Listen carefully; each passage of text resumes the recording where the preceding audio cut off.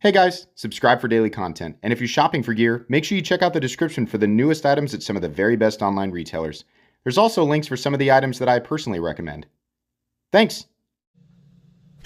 What's going on, YouTube? That was a good one. I'm sorry. Every now and then I get one of those. It's just whap, right? Nailed it. Anyways, what's going on, YouTube? Metal Complex here, and today I've got another short little unpouching to share with you guys.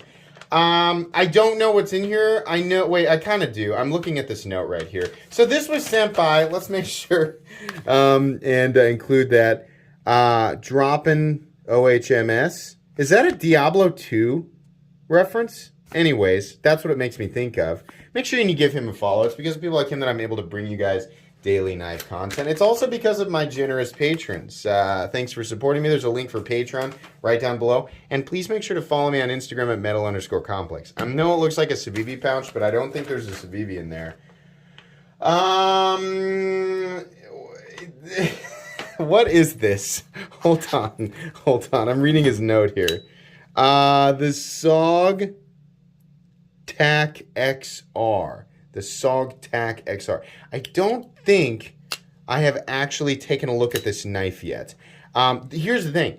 I'll link this down below. I'm certain that this is available. If it's not, right, there are so many different XR variants of SOGs that if I just link like SOG XR and it does like a link search, or it's like a search link, it's going to pull up a ton of different models. And these are all pretty popular, and they all function, relatively the same, which is pretty good. These XR style knives, or like what SOG has been putting out here lately with the XR lock, is quite a bit better than what they used to put out. At least when I was first aware of SOG, I was like, yeah, okay, I get what territory we're in here with your design philosophy, but these are completely different. These are much more EDC friendly.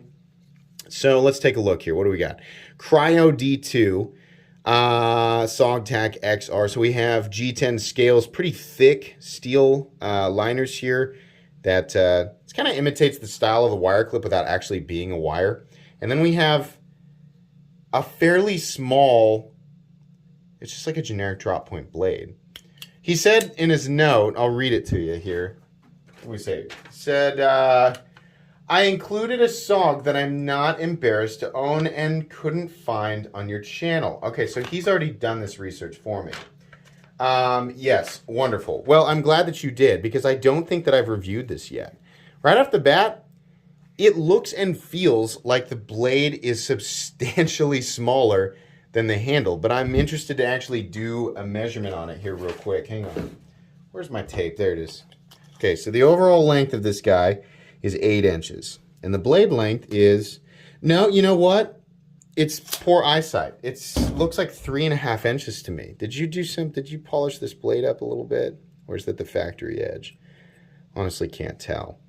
Okay, so we have an XR lock that I'm going to tell you guys right now is sticking just a little bit, right? We can feel it, but it's nice and smooth. The flipping action is good. The thumb studs are a bit pointy. We have some of those kind of pointy volcano studs, not quite to Sebenza 31 level, but they are pointy. You can feel it. It works though. The lockout is solid, as is the case with every XR lock knife that I have handled, at least to my memory. It looks a lot more angular than it feels. I can definitely feel the jimping underneath here just a little bit, or maybe it's that corner. Yeah, that's what it is. It's this corner right here that I'm feeling. But there's plenty of room on the handle anyway, so you don't have to be right up next to that. Jimping extends out to a meaningful location right here, and it's reasonably thin behind the edge. Yeah, okay. How's the centering here? It's all right. This is a used knife, so I don't want to judge it too hard. I might try to recenter that while I've got it in my possession. Fully ambidextrous knife, given the nature of the XR lock, which is essentially the axis lock. Let's not pretend here. But that's fine, because the patent ended, so nobody's doing anything wrong.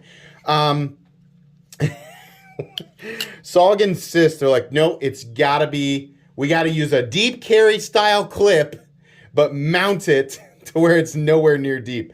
It really doesn't carry. It carries kind of medium. It's just funny. Like when you do this, loop it up around, it's like, They needed this, what is this? This was for a screw. Are you missing a standoff? Are you missing a... You must be missing it. Okay, this hole doesn't need to be here at all, right? But they wanted that there, you know, so badly that they had to move the clip down here.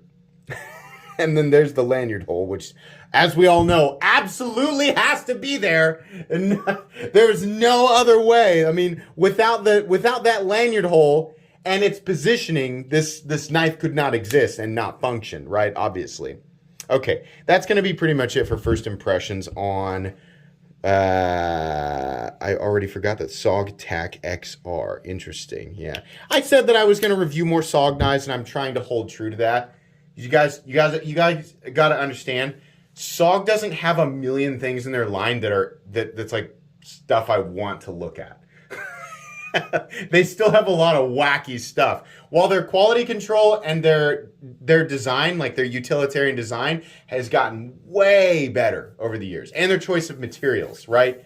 They still have a lot of like, yeah, you know, like it's just kind of, whoa, man, that is the loudest tactile. Imagine like, it makes me think of an automatic tactical bike horn, right? It's just very, very loud for how Shadow Ninja-y it's supposed to be, right? It's just honking aggressively at everything around it, but it's like, whoa, you're supposed to be, you know, kind of, we're infiltrating the structure here, so you got to be less noisy. Anyways, yeah, this is interesting though. I like this, and I'm wondering if they're gonna. Yeah, I'll save that for the review.